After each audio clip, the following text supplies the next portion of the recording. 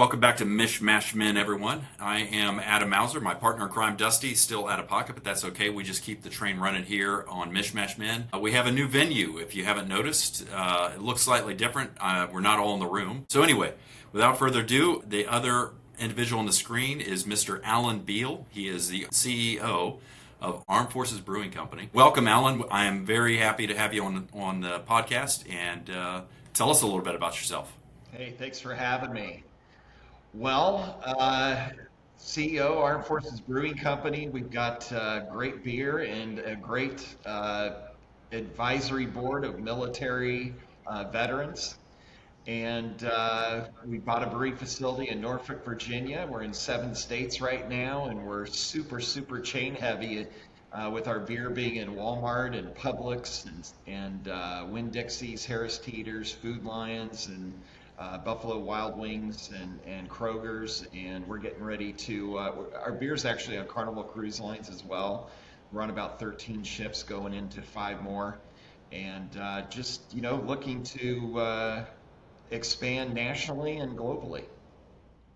So that's great, and it's always good to see a startup company. You've been in business since I think 2019, and that you would start off in Maryland and move to Virginia because it looked like it might have been a little more conducive and had maybe facilities that you could roll into. So how did you get into brewing beer? Is that something that you've always done in the family, or how'd you do this? Well, I haven't always been on the beer side of things. I have some lineage. One of my grandfathers owned a brewery in Lawrence, Kansas, way back in the early 1900s. But I've always loved beer, and actually went into I was a food and beverage consultant for about 35 years. And kind of the story behind Armed Forces Brewing Company, I was in Washington, D.C. I had moved there, Washington, D.C. being a restaurant mecca at that time. And I was doing a bar rescue at a place called Chief Ike's Mambo Room in Washington, D.C., a bar that had been around for about 40 plus years and had some famous roots there. And this guy was going out of business, and I had to go in and do a little bar rescue for him. But I happened to run into a couple young guys that they're both deaf, and they're 2 of my partners in Armed Forces Brewing Company, and they love craft beer. And they had an idea to start a brewing company that made beers that tributed Naval Academy service. A lot of people in DC and that Maryland, Virginia area like to go down to Annapolis and tour the Naval Academy and go to the restaurants in downtown, and it's kind of that weekend excursion type place. I was a big Navy football fan already. My grandfather served in the Navy, and I already lived in the military community for a lot of my life, especially growing up. So I was kind of excited. Well, I know about beer and I know about the military. Let me see what I can do. They wanted to hire me to consult to develop the concept. So I pulled into the Naval Academy and saw it for the first time, and all I can say is the thunder roared and the lightning struck, and I was like, this could be really huge.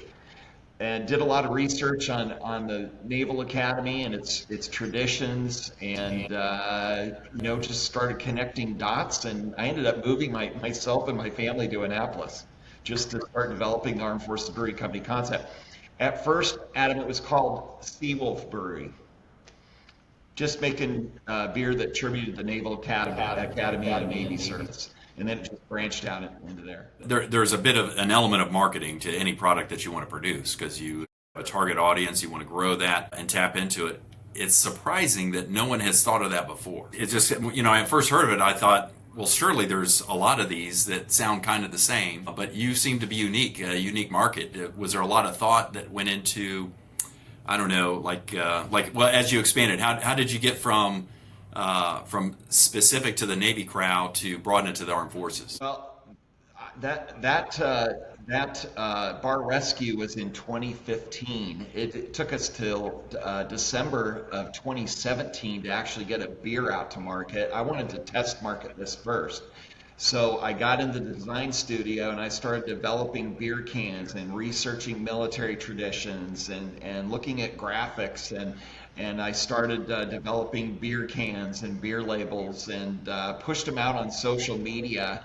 And it was like a denial of service attack. We had veterans and active duty military members from all branches, and I was pushing Navy tribute beers out there. And we had the Marines, where's our beer? And Army, where's our beer? And Air Force, where's our beer? And we kind of went back to the drawing board. I said, hey, we need to make beer for all the branches. This could be huge. So I had to go back to the drawing board and redevelop it into Armed Forces Brewing Company and kind of get all the branches underneath there. So funding wise, starting a business like that is no small feat. I know this firsthand. I've tried to do a couple little things. Started my own voiceover. I wouldn't call it a business because I got paid 2 or 3 times and once in kind. And it's difficult to get traction. It's difficult to get that customer base. You already have a ready customer base, but getting that word out there. And, voiceover is a low barrier to entry. I mean, you need a microphone and you need a quiet space and some software. And that's pretty much it. But you need expertise in brewing. You need a brewmaster, unless you do that on the side. You need equipment, you need distributors, and on it goes. So how did you get that funded? So I'm going to tell the truth here too. Back then in 2015, 2016, I literally put out a Craigslist ad for a brewmaster in Maryland. And yeah, and a guy answered the ad. His name is Bob Ruprecht, and he had won the Maryland Governor's Cup for brewing excellence with a recipe twice. That's awesome. And he goes, hey, I'm kind of interested in this. And we met Bob, had Bob over for dinner, and he brought some of his beers with him. He's got like the Mac Daddy man cave home brewing facility with all the bells and whistles at his house. And his beer was just absolutely incredible. I couldn't believe how great the beer was. So we brought him into the partnership like that.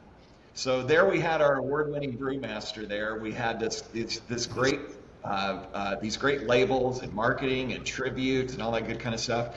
And I mean, Adam, literally, when I pushed this out on social media, I told you we had such a huge response. We had developers from around the country getting in touch with us.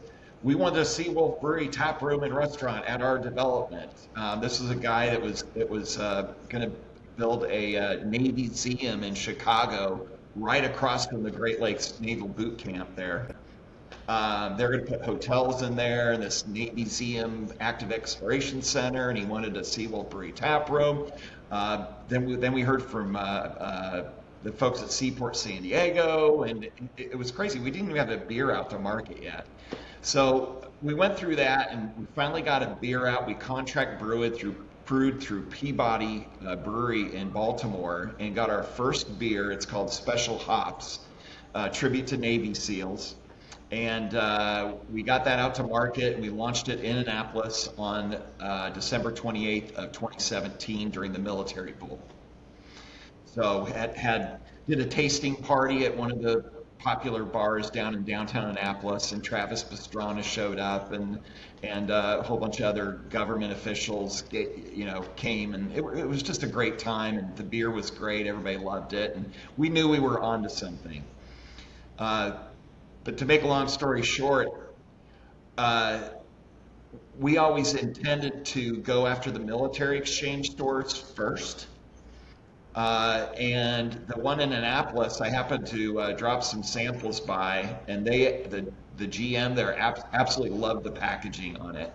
They couldn't taste the beer, but they loved the packaging on it. They said, we're going to give you a shot. So on October, it's funny, I have all these dates in my head and everything, milestones. But on October 13th, we launched our Special Hops IPA, and we got a second beer called Cat Shot American Craft Lager, a tribute to aircraft carrier deck crews and naval aviators. And we put those 2 beers in the Annapolis Nexcom store, Navy Exchange store, and we sold at number 1 and number 3 for the month of October out of 200 craft beer SKUs in there. And that's when we really knew could get some traction into the market space. Is that are they kind of a local, like, well, you can get into this Navy exchange, but then distribution to further and even beyond to like Air Force exchange, Army exchange, all that sort of thing? Is it are they treated as independent fiefdoms that you have to go to each one to in order to distribute to that location? So I'm amazed we got in there, but we were so local and the packaging was so great. I think the general manager got in touch with the home office in Virginia Beach, Virginia, and said, "Hey, this is a local craft beer. We'd like to bring it and put it in on our shelves and see how it does." And I think that they got, if I remember right, they got permission to do that. Because shortly after that, grabbed a distributor down in the Hampton Roads area, and Nexcom brought both of our beers into the stores down there as well in Hampton Roads. And now we're on a national plan with Navy Exchange. As a matter of fact, we're getting ready to export overseas here, hopefully in the next couple weeks. Well, that's awesome. That's no small feat. Now, what about so a lot of Navy, but what about near and dear to my heart, Army? What about the Army exchange, the post exchange? So we're on a national plan with AFES as well.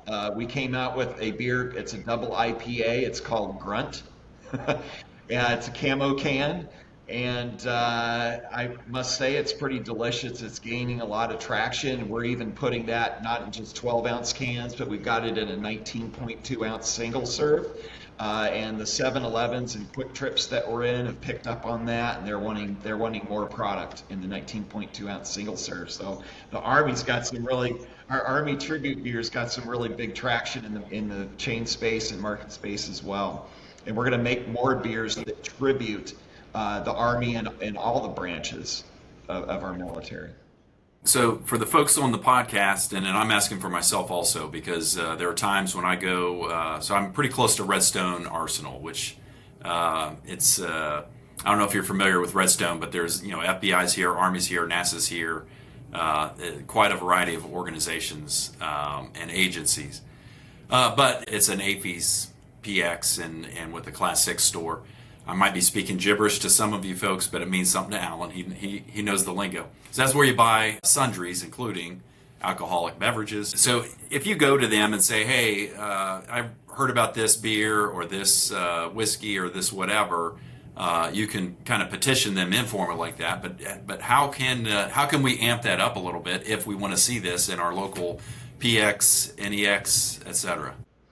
So we're on a national plan with AFES and Nexcom. So when we get into a state, they flip the switch on at whatever stores want to bring us on. Our products are in their system, and then all the manager has to do is order them if we have a distributor in that area. Does that make sense? Yeah, absolutely. So that distribution system, because that's that takes effort and funding as well. So how far out do you guys reach? I know I heard Texas, or I read it this morning, one of the two. But Texas, you're on Carnival cruise ships, or you're on cruise ships rather. What states and what distribution centers do you have? Yeah, so right now we're in 7 states. We were in Texas.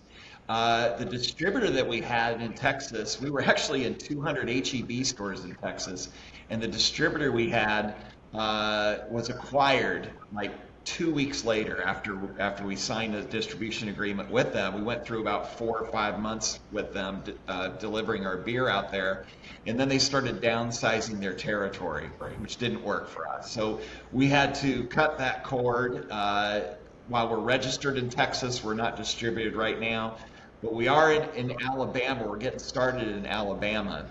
We've got a distributor in Florida that has distributorship in Alabama as well. So we're getting ready to flood the Alabama market here with beer where you're at, Adam, real soon. So we're hoping here in Q4, we're getting really close. Q4 and Q1 of 2025, we should have pretty good saturation in Alabama in your state. So we're in Florida, Virginia, Maryland, Eastern PA.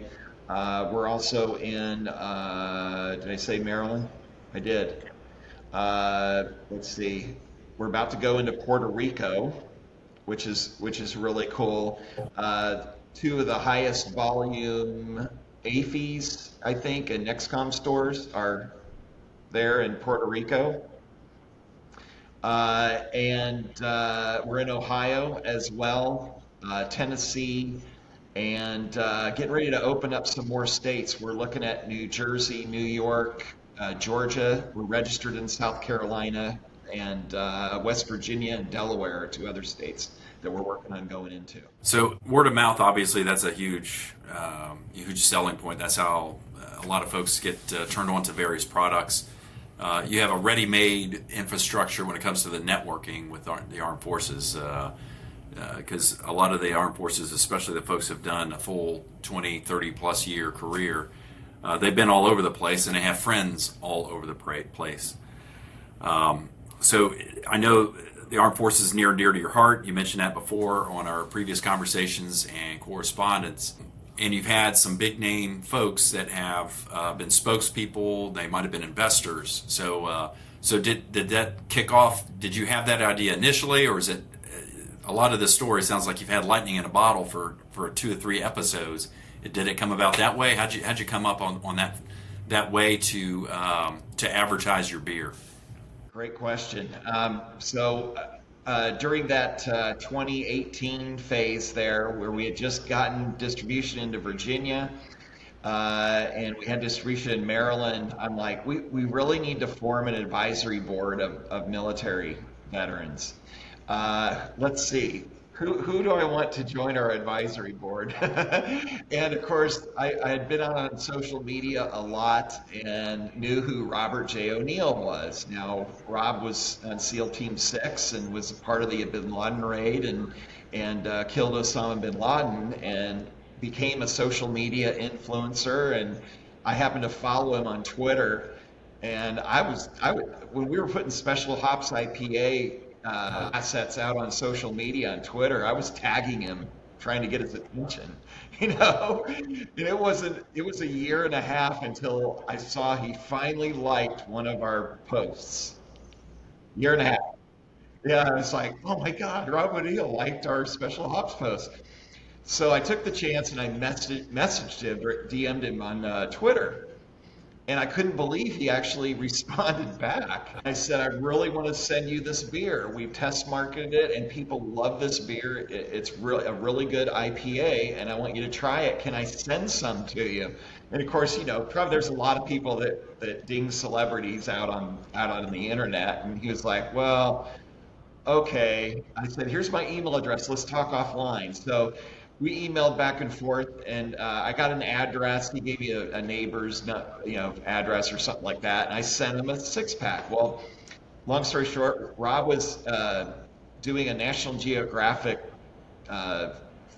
video shoot, swimming with sharks for Shark Week or something like that in California, and his wife got the package of beer, and she tried it, and she texted him, and she said, Rob, this beer is awesome. You got to get involved with this company. So he called me and he goes, I'm in. And we brought him into the partnership. Yeah. That's awesome. Yeah. So we had Rob, and then Rob brought Ray Cashcare, former Navy SEAL Ray Cashcare and Darren McBurnett into the advisory board. Ray Cashcare was on the Captain Phillips raid. Darren McBurnett is Navy SEAL and a photographer. He was the first person to actually be able to photograph and record Bud's class, which is amazing. And they brought on other people, Major Ed Polito, who is John Daly the golfer, the John Daly Major Ed Heart of a Lion Foundation, Gretchen Smith, who's an Air Force veteran from Coda Vets. Those are nonprofit organizations that help veterans with PTSD and homelessness and all that stuff. And we just have a great group of veterans in the company. It's always good to see that kind of buy-in, and it means a lot to, especially that veteran community after a couple of decades plus of war or wars and strife. There is a lot of like what's next? What's next for me after my career? And when you see somebody like that, not saying that everyone's going to be on the advisory board of some, a brewing company or some Fortune 500 company, what have you. But that's something that they can look at and say, hey, I have skills, I have capabilities, and they're translatable to other areas. And so it's always encouraging to folks. And that's a big part of our company too, Adam, is getting growing as a startup and growing and buying a brewing facility. We wanted to create jobs for veterans. A lot of veterans get out and they're in transition and they're kind of figuring out what they're going to do transitioning into civilian life. And sometimes they go and open a bar or a restaurant somewhere, or they're looking. The beer business is a craft, and it's very rewarding, and there's a lot of great jobs, especially for a company like ours that's growing. Those beer sales jobs pay pretty well. They're career oriented jobs. They're not one stops and then on to the next. And we're 70% veteran employed right now, and our goal is to create even more jobs as we scale out into other states for veterans. We do a lot of give back too. That's good, and that kind of helping out veterans, or pointing the way for certain things that they wouldn't otherwise think of without kind of shining that light. I recently had a guy on a podcast, friend of mine I've known for just a couple of years, but he's involved in a group where they take veterans out hunting that might not have ever hunted before, and takes them on these hunts, and it's just a good like networking.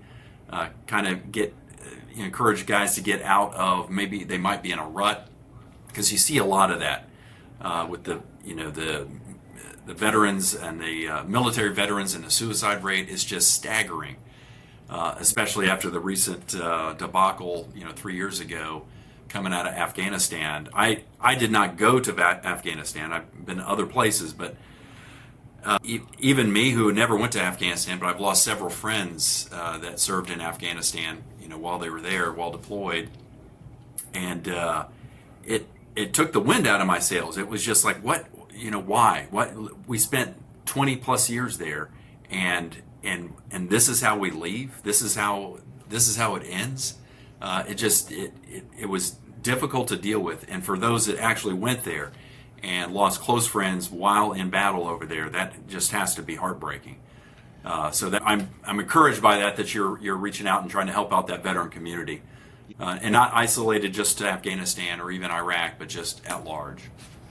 Well, one of your Army brothers, Lieutenant Colonel Scott Mann, is on our advisory board. Scott Mann was with Pineapple Express, Operation Pineapple Express.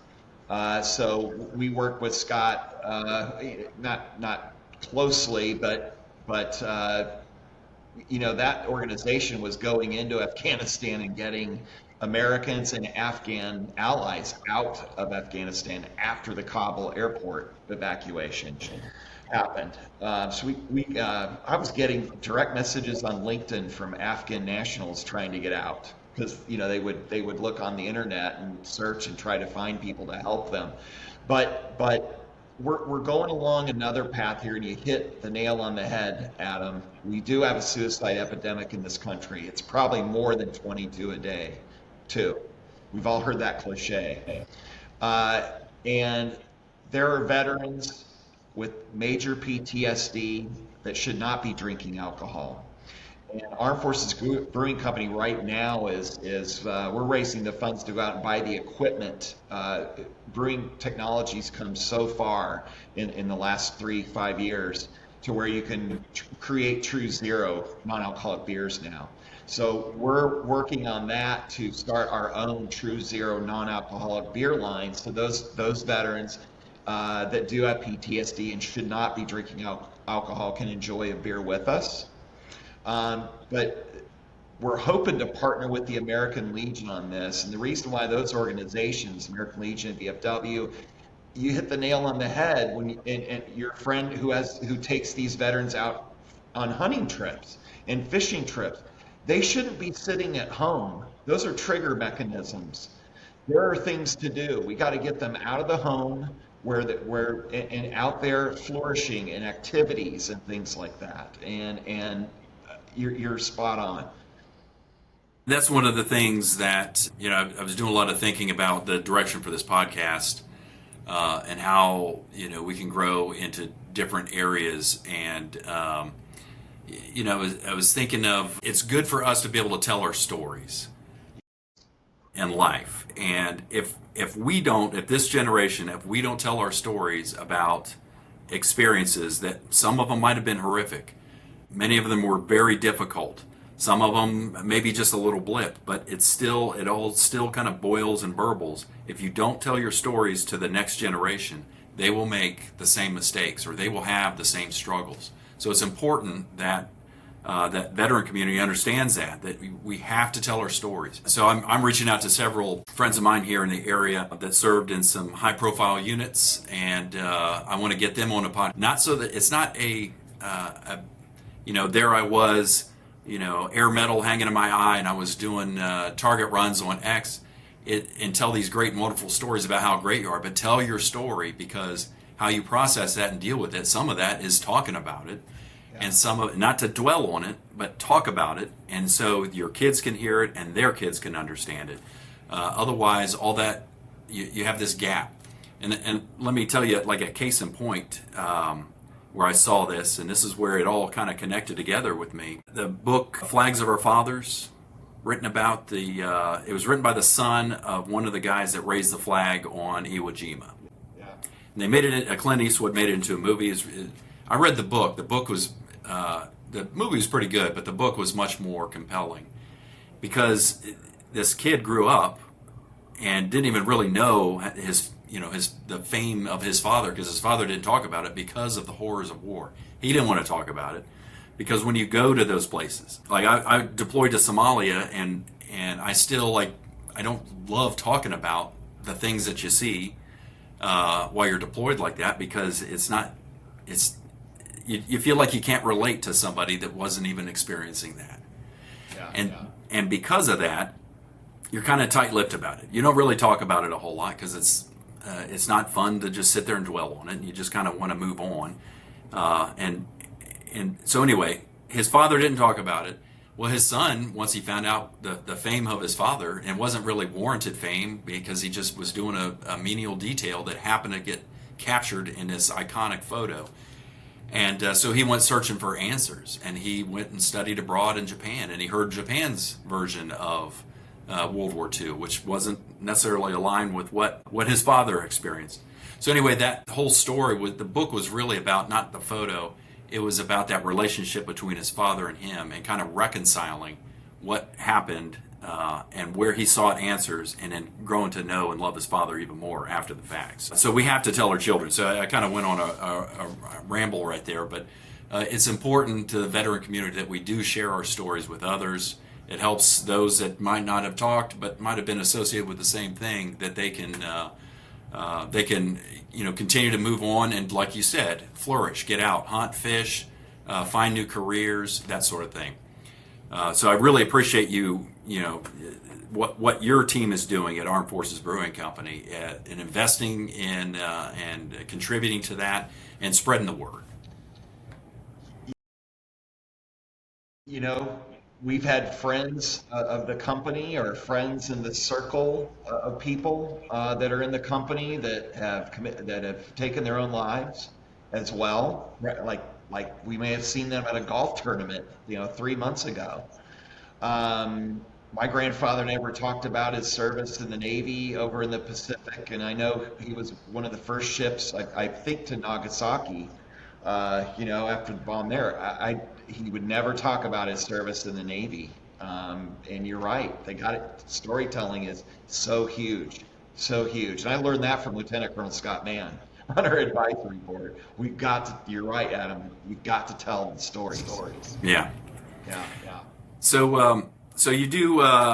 You mentioned in our correspondence that there's a certain amount of resources that you're committing out to the military, law enforcement, first responder community out at the border.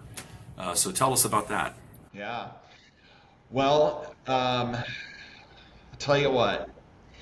We have, and these are stats anyone can look up, and I think both sides of the aisle in our country right now have different statistics, but I'm just going to rattle off some. We got about 40,000 homeless veterans in our country, somewhere around there. Uh, Gretchen Smith on our advisory board with Code of Vets deals with veteran homelessness and veteran PTSD and suicide, and she deals with it every day through her nonprofit. But worse, the suicide rate. We're spending 150 billion to 450 billion dollars on illegal immigration coming into our country. That number is staggering to me, and it fumes me a little bit, especially when you can go in just about any big city and see homeless veterans. We should be taking that money. The border is a problem. It's a problem that we've shown based on policy and procedure that can be somewhat controlled. The money that's going out to this issue is staggering, and we could stamp out veteran homelessness in our country with that money. We could. And that infuriates me for some reason personally, but it also infuriates my colleagues in our company as well. So we decided to go down to the border and take a look at what was going on down there, Adam. We wanted to see it for ourselves. And we literally made an appointment to go down to Eagle Pass, Texas. And we shipped. Was this during that time when the kerfuffle between the federal government and Greg Abbott's state government? Yeah, there was a kerfuffle down there, but it was right after things had calmed down. They actually controlled Eagle Pass area and got most of the activity pushed over to El Paso. Because once they start controlling an area down there at the border, they all move to another area and start infiltrating the border through there. So we saw the aftermath down there. So we went down there, and when we got right down there to the fenced area of the Rio Grande, we had Texas National Guard down there, and we had federalized National Guard troops, and we had Border Patrol down there. And while they all have different orders, you could tell, they're fatigued down there. The guy, one of the agents we talked to had been down there for a year. He hadn't seen his wife in 6 months and his child in 6 months. He was fatigued. We found prescription pill bottles on the ground.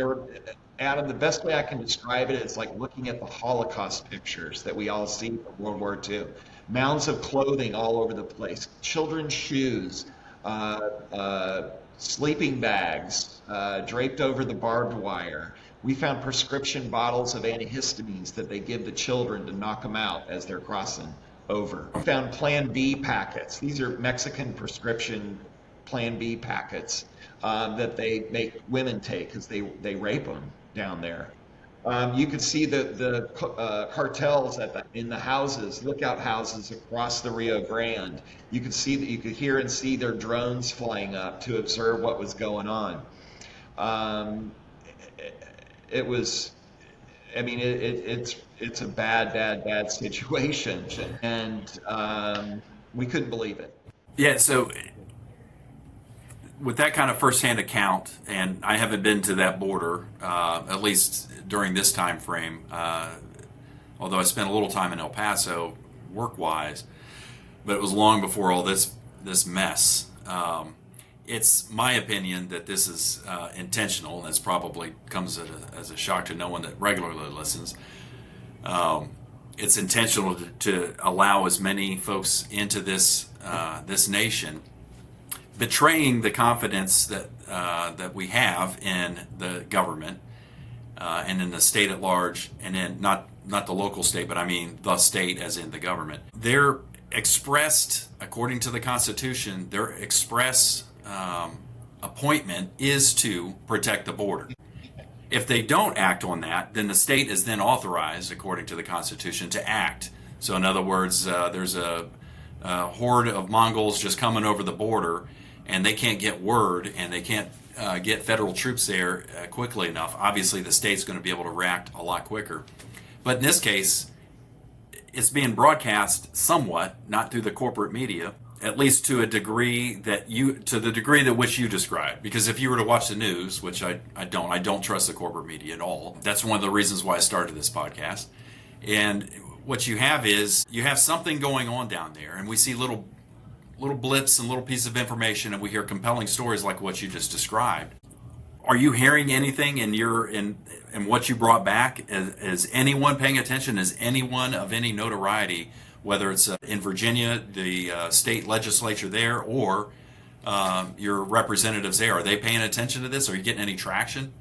Yeah, so the way this came about, Adam, and us going down there is we had planned on going down there, but we got linked up with some groups, a group called Border 911, and that's Tom Homan's group. Tom Homan is the former ICE director under President Trump, and he and a whole group of border experts, if you will. Jason Jones, who's a former Texas Department of Public Safety counterintelligence commander. Victor Avila, who's a former ICE agent as well, is involved in that group. And we went down with them to tour this. Now, we also fed 850 Texas National Guard troops down there when we were there. And they were so excited to see us down there, showing appreciation to them. We also built we shipped about 20 pallets of beer down there and built a border wall to Governor Abbott's wall there, just a show of solidarity and we wanted to our protest, if you will. So when we were at the National Guard encampment feeding those troops, Lieutenant Governor Winsome Sears, who's a Marine, was there with a delegation. I think there was another congressperson from Florida in that delegation and some other people down there to tour the border and see what was going on there firsthand as well. So I think it's like Captain Obvious what's going on down there. It's so Captain Obvious. You have to have a current administration with the will to solve the issue. And I think you're right. I think it's beyond intentional, in my view. And it sounds like you and I share the same opinion. I think we do. And the little anecdotes that you hear, what drips out of the news, and most of the time it's alternative media, like on X, formerly Twitter, and other social media. I just saw where there was some, I think it might have been in Denver, some Venezuelan gang was taking over apartment complexes. In Aurora, Colorado. I lived there in the 80s. I couldn't believe it. Yeah. And then maybe an attempt, or I don't know if it was realized or not, to take over school buses with kids in it. It's obscene what's going on, and I hope that people are waking up to this, because here's my opinion. We have been lulled over a period of decades to accept whatever we hear from corporate media, and we get these little news drips, and it's just all under the banner of the narrative. And you hear stuff on the radio, you hear the guy that's the trusted voice on TV. You get the splash page whenever you open up your internet browser. There's a splash page with quote unquote news, and all of that stuff is just kind of lulls you into this thinking that you are informed when you're not really informed about what's going on. You're being fed something and you're accepting it, and you're not looking for yourself on doing a little bit of kicking the rock over here and there. And I hope that more and more people are waking up that maybe those same corporations that are funding the news and own the news companies, that they don't have our best interests at heart. Our interests. They have it down to a science. And I think we all went to sleep with unity after 9/11. We were all unified together. We the media, rah, rah, rah, go America and all that stuff. And we were all, I was sleeping anyway. And it wasn't until 2012 with the IRS targeting and Lois Lerner that I really woke up, Adam, to what you're talking about. That's when I really woke up to what's going on. And, it's just, now it's just blatant, out there in the open. Uh, I can't believe we're here as a country.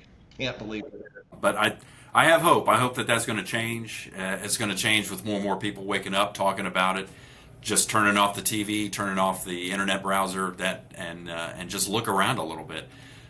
We have a tendency with this technology. There's a fly in here, so it's just going to drive me crazy during the whole recording. This technology to always be looking out what's going on distally, but not really about what's going on in our local communities. And I think that is something else that we could do is better as citizens of this our states and our country, paying attention to local politics, going to school board meetings, whether or not you have kids, going to council meetings for the county commission, city council meetings, etc. And I'm pointing the finger at myself on that because I always find time to do these things and other things, but I need to make time to do those sorts of things. So that's one of my purposes coming up on this next quarter is to start getting engaged in that front. Yeah, especially the school boards. So what else? What is the next thing? I'm sure you have you've got your business plan and you've got your targets that you're going to hit next. You want to continue to grow. You got to manage that growth because if you grow too fast, you kind of lose control of quality in some cases. So what's next for Armed Forces Brewing Company?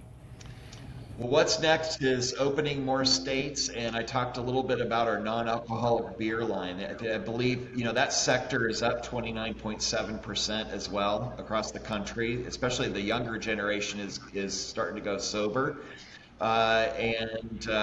Just the non-alcoholic beer space is about 368 to 500 million dollars annually in sales there, and just the good mission behind doing non-alc as well. That's a big mission for us, and like I said, being able to create and produce those true zero beers and get those out to so all of our veterans can enjoy a beer with us. A lot of people don't drink; they shouldn't be drinking. So we need to get those out. That's such a huge mission for us. And I think just growing into more states, we're this close to actually exporting our first beer overseas to overseas-based stores, and we want to grow that section of our company as well. And we're going to open up some more tap rooms around the country as well. So what's that tap room like? Tell our listeners about what that environment is. Yeah, so it depends by where you're at. Gradually, we're looking at these self-serve beer tap machines are really hot right now. Have you ever seen those, Adam? Where you go buy a card and the self. Here in Huntsville, there's a local place that does that. I kind of forgot about it. Yeah, that's going to be a huge trend, we think, coming up. Is you go get that card and you're able to put it on there and get your own beer poured and go back when you want and try several different ones. And we're going to be doing that along with a food component to it. And we think our menu is going to be pretty delicious as well as our delicious beer. Yeah, I'm looking forward to trying it. We that's one thing I like a good beer from time to time. I'm not an IPA fan. I'm sorry, but I do like a wide variety of beers. Although I won't turn down an IPA.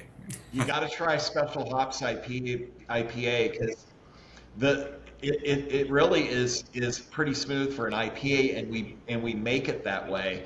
The backstory behind that is living in Annapolis, and tailgating at Navy football games. I like IPAs, but I was drinking IPAs, and you kind of struggle through one sometimes.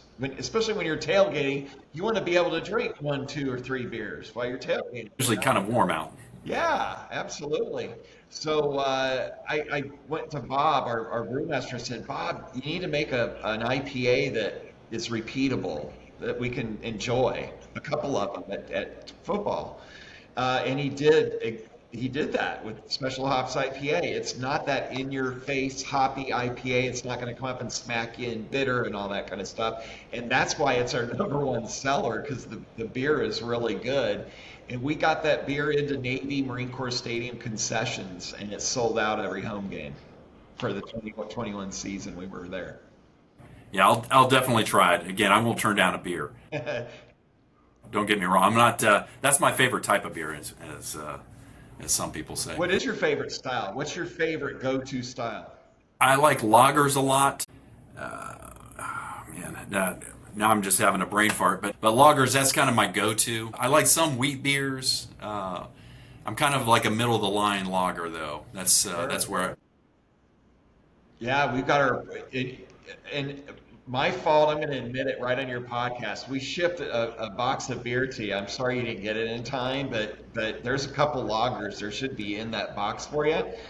Preamble, it's that 4.2 real light lager, anytime, any day, real refreshing, crisp, clean beer. And then there's another lager, that's the Cat Shot lager that I mentioned earlier. Do you like Yingling, Adam? I love Yingling. Yeah, you're gonna love Cat Shot then. Matter of fact, that's the one that people are kind of in our data are choosing over Yingling right now because it's really delicious.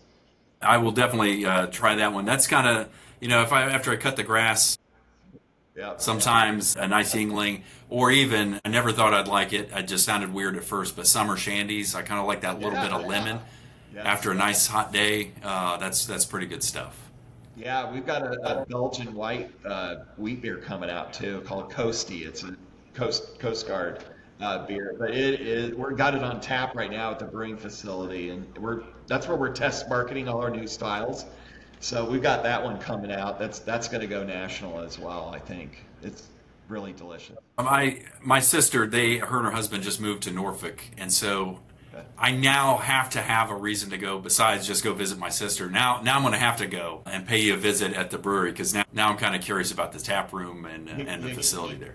You got it. There's a ton of different beers on there. I think we have about 18 different beers on there, and there's just not a bad one in the bunch. Bob Ruprecht is really, truly a really good brewmaster. So, yeah. So where can the listeners find out more about Armed Forces Brewing Company? I'm sure I know you're on social media, but where can we find out more about you? Well, you asked me a question earlier, and I don't know if I answered it very well. You asked me, how did you get funded for this? You know, and and I have a couple reasons why to touch on that point real quick is during that phase there in 2015, 16, 17, 18, and 19, I couldn't get funding from anybody. Venture capital wasn't looking at us. The private equity, oh, the craft beer bubbles burst. Oh, we don't believe in your brand. Oh, we don't believe your numbers. I put together a whole pro forma on this, a 5-year plan, and everything on this. We don't believe the craft beer. It's over. It's over. I was like, gosh, I was on the last leg of the company. And I happened to find a securities attorney online that was kind of the godfather of a program that was put into place by the Securities and Exchange Commission in 2012 called Regulation A. And it's really, you're a private company and you're selling real stock in your company, but it's like crowdfunding. So you have to apply to the SEC. They do a vigorous background check, criminal check, all that good kind of stuff that you got to go through. This is a government, program. You're not publicly traded. You're not public. You're not IPO or anything. But you can sell securities to unaccredited investors. And I was like, we got to do that because this is my chance to bring in the military community around the country into owning this company with us. So absolutely, absolutely. So this attorney had been real successful with another craft beer company out of the UK who had come to the United States, and they have 250,000 shareholders in their company, and they've raised $200 million. And I was like, why can't we do that? So I got a hold of him and he emailed me back. He said, Mr. Beal, I've had every brewery around the country get in touch with me. You guys, I love the mission and I love your team. I will take you on as a client. So we launched our first, what they call Regulation A public stock offering on July 4th of 2021. And we raised $7.5 million to go and buy our own brewing facility off about 9,100 investors. And we closed that round. We came and bought this brewing facility in Norfolk so we could brew our own beer. And we opened up our second funding round for $5 million. We're going to open up and keep growing and open up another tap room in a military market in the country. And here we are. We did it the different way. We didn't start out with a brick and mortar location, a microbrewery, and then grow from there. We went right after the chain and right after the big, production stuff. So we have 10,600 plus shareholders in our company now, and anyone can invest for as little as $200. And they can go to ownarmedforcesbrewingco.com and learn all about our company, our stock offering, and just about anything. So that investor pool, I mean, were they all a bunch of small investors, like $200 at a time, or were there some substantial investors that just saw the promise? It was just an easier venue to buy stock. Yeah, it was both. It was both. It was a both. But we don't care. The 200 is no more important than the 50,000 that puts money in at our company. I keep in touch with our shareholders and our progress. I do almost a weekly video update for them. They have a portal that they log into and they can see my update videos. We talk about distribution, new beers, anything pertinent to what's going on in the company, and I keep in touch with them. We just don't take the money and run or anything like that.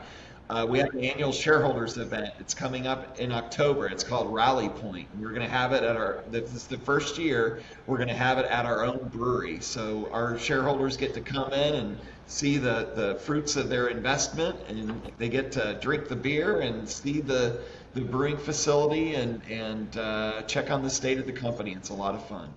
That's really interesting, and when you were talking about the $200 guy or the, let's say, $1 million guy, there are more of those $200 guys out there, and that's an instant that's also your consumer, because if you invest in a company, of course you're going to be interested in supporting that company with your own dollars, and enjoy especially if it's a good product, and it sounds like you got a pretty good product.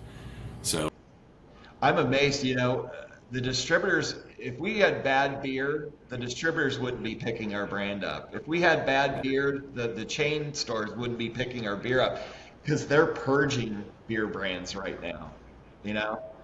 They're purging them.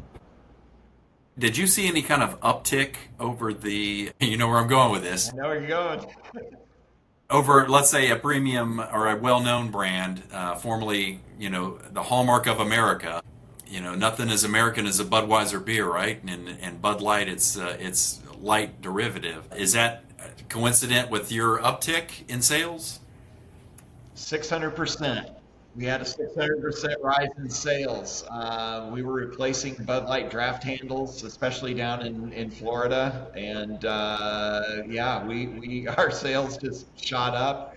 At that time, I had gone on Maria Bartiromo on Fox News twice, and Fox and Friends. They wanted to hear my opinion on and where our company was at as an alternative, and that was just a really, really bad marketing decision by Bud Light. And I got to tell you, we may have done well off of that, getting our brand out and everything, but there are a lot of hurt people within the distributorships that were hurt by that, and a lot of them are veterans as well. And that was the sad thing to see is, especially down in Florida, we're actually 90% distributed by Budweiser distributors.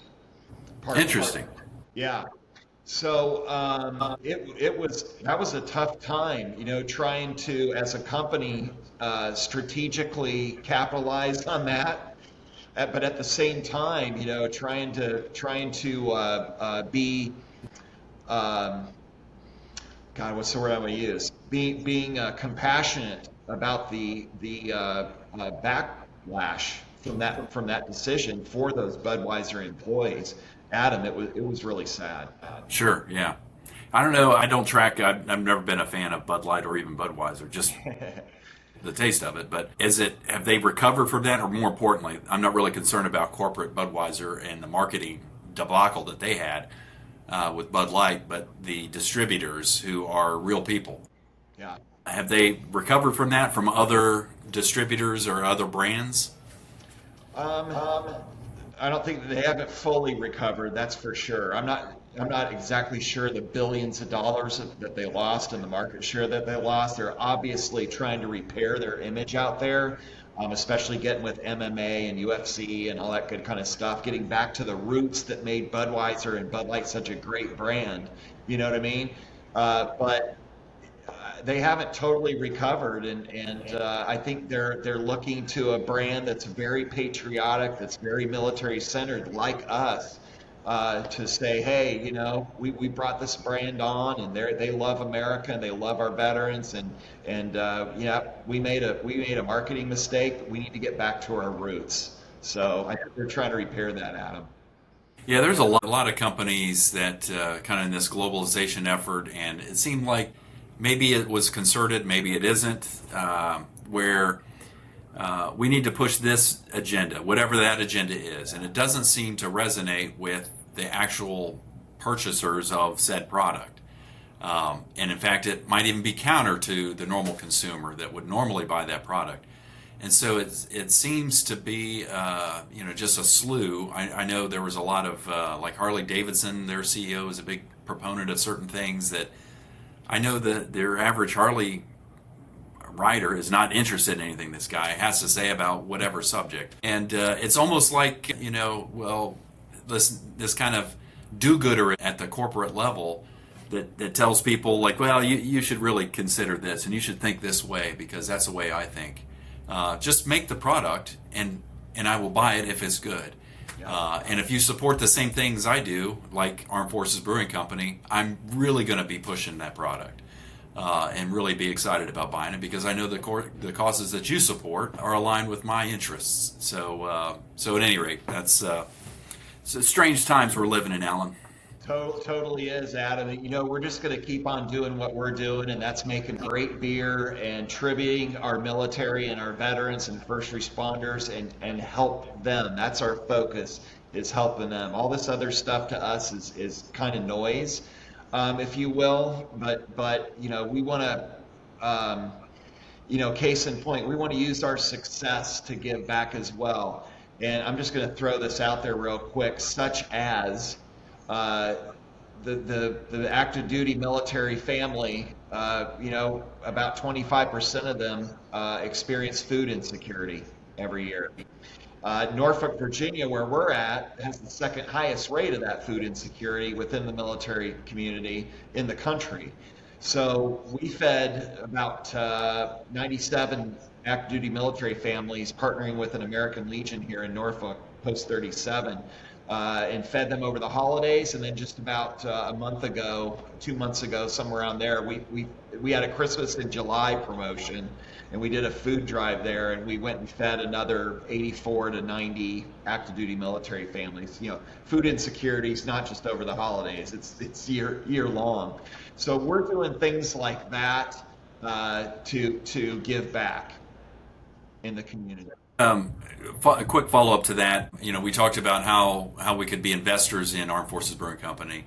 But do you open up the funding window for the other work that you do to support veterans or just to support people in general down at the border, what have you? Do you ever open up and say, hey, if you want to help fund this effort and contribute in some way, come join us? Sure. Our beer, our preamble beer that I talked about, that 4.2 ABV light lager, that's connected to the John Daly Major at Heart of the Lion Foundation. We donate a percentage of our profits from that beer to them. We've got a beer coming out. It's called Death from Above. It's a coffee porter. We're going to be donating a percentage of the profits from that to Coda Vets. These are incredible organizations that are really doing stuff out there in real time to help real veterans in real chaotic situations immediately. And that's why we picked these two nonprofits to work with.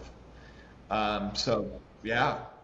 Well, what I was talking about, and that again, I'm glad you doubled down on that because that's good info. Because to hear that again. But let's say I got $100 burning a hole in my pocket, and you're getting ready to go to help feed some families and offset some of those costs for the families, just military families that just don't have. Do you open the door to that, or you fund it, you self fund it, and no more? Yeah, we self fund that by like through the tap room, doing a food drive there. Armed Forces Brewing Company, man, I'll tell you what. Uh, uh, Making a donation to the American Legion or the YMCA who we're partnering with on that. We've got a 501c3 arm called the AFBC Veterans Foundation. We are working on putting a team together for that foundation to spring that foundation into action and start raising money. Because we're not there yet, but we're going to get that going and do some golf tournaments and other events to take in donations because this food insecurity deal is a real deal, Adam. It's real. I mean, we had military spouses and their kids showing up to get food bags over the holidays. You know what I mean? It really touched my heart. And other active duty military members coming in and they needed food. So we're going to put together that vehicle that you're asking about where people can donate into it to help us with that. Alan, is there any other things that you want to talk about that your company is moving towards? Any kind of direction that you're going that you want to discuss, or are we about? You can join 10,600 plus other patriotic shareholders we've got shareholders from all 50 states now as well. About 90% of them are active duty, first responders, veterans, or from military families that have invested in the company. It's $200, and we're going to keep growing and growing and growing. Hopefully, get our beer out to the world here very soon, and especially in your area, Adam. We're going to start saturating that Alabama area. Such a great state, great state. Excited about seeing it probably at the Class 6, but I am excited about it, and I'm going to look into the investing, and I encourage the listener to check that out. It's always good to support a growing company, especially a growing company that has values that are aligned with yours, and I like supporting financially groups like that, companies like that. That's something that I do. I don't have a ton of money. I think I told you I got 7 kids. Yeah. Most of my money goes to them, but Yeah, but yeah. that's the kind of thing I like supporting with my time and with my money. So I appreciate you coming on the show and telling us more about Armed Forces Brewing Company. Thanks for having me on. Alan, I really appreciate your time. And last, I'll turn over to you for the last word. Thank you so much for reaching out. Pam reached out to us, and Dusty and I, we couldn't believe her. Like, hey, there's somebody that's been on like a real TV show. I just appreciate your time and reaching out to us and tell us more about your company. Well, thank you. And I'm going to leave with this thought. Those that serve in the military and those that served in the military, like yourself, Adam, signed on the dotted line to give their life for me. I didn't serve in the military. I come from a huge military family. I grew up an Air Force brat. But I want everybody to remember that our military members sign on that line to give their lives for our freedom, for our country, and for your life. And with that closing statement, Adam, I want to thank you for your service to our country. I appreciate it, Alan. Thanks so much. And I hope you all enjoyed this special episode of Mishmash Men. We will be back next week. So thank you for your time, and we will see you next time on Mishmash Men.